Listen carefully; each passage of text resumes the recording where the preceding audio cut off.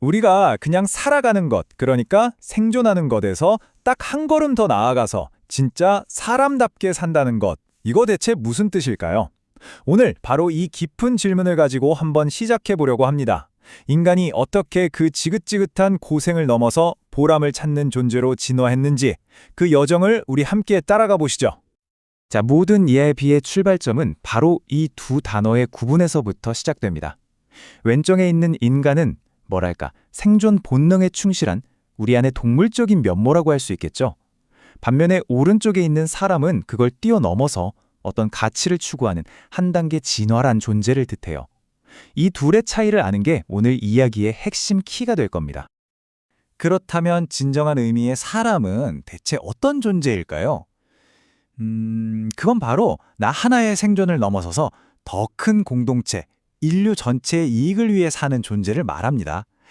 마치 촛불이 자기 몸을 태워서 주위를 환하게 밝히는 것처럼요. 자신의 능력과 열정으로 이 세상을 조금이라도 더 나은 곳으로 만드는 것, 그것이 바로 우리가 가야 할 진정한 사람의 길이라는 거죠. 그럼 우리가 이렇게 사람의 길을 꿈꿀 수 있게 된 건 과연 무엇 때문일까요? 그 바탕에는 뭐가 있었을까요? 그 답을 찾으려면 우리 시간을 좀 거슬러 올라가 봐야 합니다. 지금 우리가 당연하게 누리는 이 모든 발전 뒤에는요, 사실 우리가 꼭 기억해야 할 아주 값비싼 대가가 숨어 있거든요. 네, 이 점은 우리가 분명히 짚고 넘어가야 합니다. 지금 우리가 발디꿔 서 있는 이 사회, 이게 그냥 저절로 만들어진 게 아니라는 거죠. 수많은 과거 세대, 특히 노동자 계층의 피와 땀, 그 희생이 꽉 응축된 에너지 위에서 지금의 우리가 서 있는 겁니다. 이 그림을 보시면 그 관계가 한눈에 들어오죠. 왼쪽에 그 뜨거운 고생이 에너지가 돼서 오른쪽에 지식인이라는 존재가 태어날 수 있었던 겁니다. 여기서 노동자와 지식인은 단순히 직업을 나누는 말이 아니에요. 사회의 에너지가 어떻게 한쪽에서 다른 쪽으로 흘러가는지를 보여주는 하나의 틀 같은 거죠. 말 그대로 한쪽의 엄청난 희생이 다른 한쪽이 성장할 수 있는 자양분이 된 셈입니다. 너희들은 백성의 피와 땀을 먹고 있다. 정말 뼈를 때리는 말이죠. 이 한 문장이 지식인들이 도대체 누구에게 빚을 지고 있는지를 너무나 명확하게 보여주는 것 같아요. 그들이 가진 지식, 그들이 이룬 성취, 그 모든 게 결코 자기 혼자만의 것이 아니라는 아주 서늘한 경고이기도 하고요. 자, 그럼 이제 현재로 다시 돌아와서 질문을 던져야 합니다. 이 어마어마한 역사적인 빚, 이걸 어떻게 갚을 거냐는 거죠. 지금 이 시대야말로 지식인들이 그들의 존재의 이유와 책임을 제대로 증명해야만 하는 바로 그 순간입니다. 요즘 사회가 왜 이렇게 꽉 막힌 것 같고 앞으로 나아가지 못하는 걸까요? 그 핵심 원인이 바로 여기에 있습니다. 사회라는 이 거대한 배를 앞으로 이끌어야 할 지식인들이 제자리에서 헛돌고 있기 때문인 거죠. 엔진이 멈춰버리니까 사회 전체가 나아갈 힘을 잃어버린 겁니다. 지식인들이 할 일을 못하면 너희들 죄는 엄청난 것이다. 이 말은 그 책임의 무게가 어느 정도인지를 실감하게 만들죠. 이건 그냥 작은 실수나 게으름 정도의 문제가 아니에요. 과거 세대의 그 모든 희생을 전부 물거품으로 만드는 역사에 대한 정말 거대한 죄가 될 수 있다는 강력한 경고입니다. 좋아요. 그럼 이제 가장 중요한 질문에 도달했습니다. 문제점만 지적하고 비판만 할 게 아니라 그래서 우리는 무엇을 해야 할까요? 지식인의 진짜 목적, 그건 과연 무엇이어야만 할까요? 그 해답은 바로 새로운 목적을 설계하는 데 있습니다. 이제 그 지긋지긋한 고생의 시대를 끝내고 모든 사람이 일하면서 보람을 느끼는 시대로 나아가는 것, 그 미래의 청사진을 그리고 그 길을 여는 것, 그것이 바로 지금 지식인에게 주어진 새로운 사명입니다. 인류의 역사를 일이라는 관점에서 보면 크게 두 시대로 나눌 수 있어요.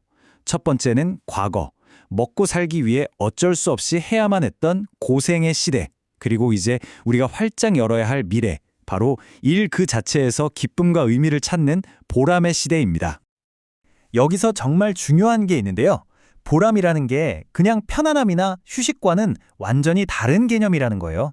이건 내 일이 누군가에게 도움이 되고 또 이 세상을 아주 조금이라도 더 좋은 곳으로 만들고 있다는 그런 목적의식에서 오는 벅찬 감정입니다. 예를 들어 볼까요? 그냥 돈 때문에 벽돌을 나르는 건 고생이겠죠? 하지만 내가 나르는 이 벽돌 하나하나가 모여서 누군가의 따뜻한 집이 된다는 걸 알 때 느끼는 자부심. 그게 바로 보람입니다. 네, 바로 이겁니다. 이게 바로 지금 이 시대가 지식인들에게 부여한 사명이에요. 그들은 다음 시대를 설계하는 건축가와도 같아요. 더 이상 사람들이 생존 때문에 고통받는 게 아니라 자신의 일을 통해서 자부심과 기쁨, 즉 보람을 느낄 수 있는 새로운 사회의 틀, 새로운 판을 짜야 한다는 거죠. 그리고 이 사명을 완수하는 건요, 단순히 우리 세대만을 위한 일이 아닙니다. 여기서부터 정말 놀라운 이야기가 펼쳐지는데요. 우리의 보람과 기쁨이 시간을 거슬러 올라가서 과거의 그 빚을 갚는 열쇠가 된다는 겁니다. 이거 정말 아름답고도 깊은 생각 아닌가요? 지금을 살고 있는 우리의 감정이 이미 세상을 떠난 조상님들에게까지 전달된다는 이야기예요. 마치 보이지 않는 끈으로 연결된 것처럼 내가 기쁘게 웃으면 조상님도 같이 웃으시고 내가 힘들어서 울면 조상님도 함께 슬퍼하신다는 거죠. 결국 우리의 행복이 곧 과거를 위로하는 길이 되는 셈입니다. 이 그림이 바로 그 기쁨의 연쇄 반응을 보여주고 있어요. 자, 보세요. 지식인이 보람 있는 일을 설계하면 노동자들이 그걸 하면서 기쁨과 성취를 느끼죠. 또 그걸 보는 지식인들은 아, 이게 내 역할이구나 하면서 자신의 존재 이유를 찾게 되고요. 그리고 현재를 살아가는 우리 모두의 이 충만한 기쁨이 마침내 조상님들께 닿아서 그분들의 오랜 슬픔과 한을 녹여내 평안을 드리는 겁니다. 정말 아름다운 선순환이죠. 결국 우리가 만들어갈 이 보람 있는 사회의 끝에는 이렇게나 위대한 보상이 기다리고 있는 겁니다. 단순히 지금 우리 세대의 문제를 해결하는 걸 넘어서 역사 속에 켜켜이 쌓여있던 과거의 슬픔과 한을 풀어내는 거죠. 살아있는 후손의 기쁨이 마침내 시간의 뿌리까지 치유하는 엄청난 힘을 갖게 되는 겁니다. 자, 이제 이 거대한 이야기는 여러분 한 분 한 분의 질문으로 이어집니다. 이 기쁨의 선순환 속에서 나는 어떤 역할을 할 수 있을까요? 여러분의 삶에서 여러분이 서 있는 바로 그 자리에서 당신은 자신과 주변을 위해 어떤 보람 있는 일을 만들어낼 수 있을까요? 오늘 이 질문 하나를 가슴에 꼭 품고 돌아가셨으면 좋겠습니다.